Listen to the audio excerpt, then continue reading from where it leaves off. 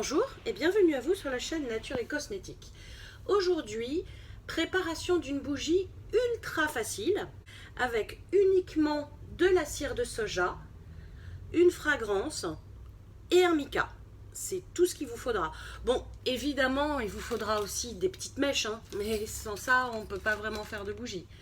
Voilà, donc, écoutez, c'est parti. Là, il y a 90 g de cire de soja. Là, il y a 10 g de la fragrance Luxe Précieux d'Aromatisy.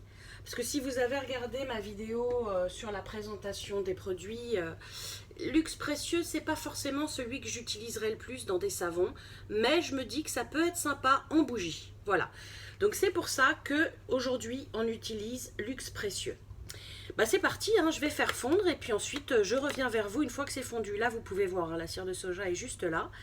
Je reviens vers vous une fois que c'est fondu. À tout de suite. Voilà de retour, la cire a complètement fondu ou quasiment complètement fondu. Donc on va rajouter du mica. Je l'ai acheté il n'y a pas très longtemps et je ne l'ai jamais testé, donc la couleur me plaît beaucoup. Donc je voudrais voir un petit peu ce que ça donne dans une bougie avant de voir ce que ça donnera dans un savon. Voilà, voilà. Mélangeons, mélangeons. Alors, on va voir ce que ça donne. Ah, très jolie couleur. Très jolie couleur.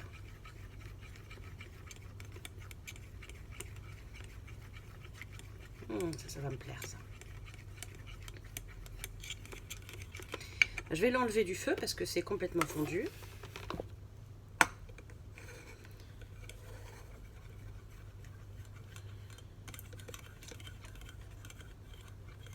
Alors après, ce qui m'inquiète un petit peu, c'est que dans le pot, j'ai plus la petite attache du fond.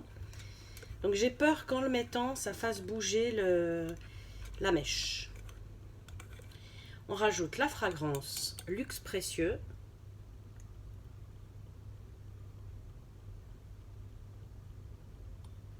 Voilà. Ah oui, ça sent très bon. Ouais, c'est marrant quand même, parce que c'est pas une odeur particulièrement que j'ai appréciée lorsque je l'ai senti pour la première fois, mais là je trouve que ça sent plutôt bon.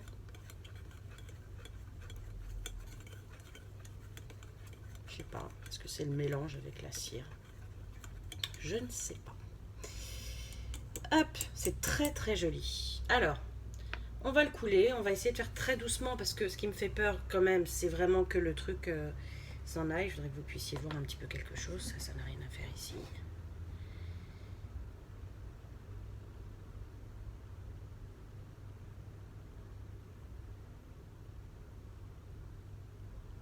Ça le bouge quand même.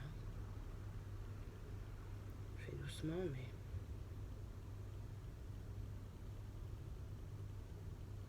c'est très beau. J'adore. Comme quoi, vraiment, et puis c'est la bougie vraiment la plus facile possible, quoi.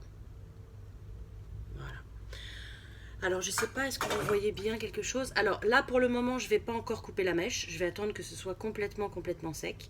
Je ne vais pas le mettre au frigo parce qu'apparemment, ça a l'air d'enlever un peu l'odeur, le fait de le mettre au frigo. Donc, je vais le laisser sécher comme ça à l'air libre. Et puis, je vous montrerai ce que ça donne une fois sec et on coupera ensemble le morceau de la mèche en trop.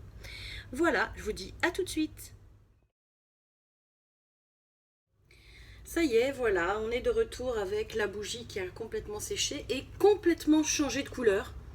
Je ne sais pas si vous voyez, mais ça a complètement changé de couleur. Le dessus est pas génial.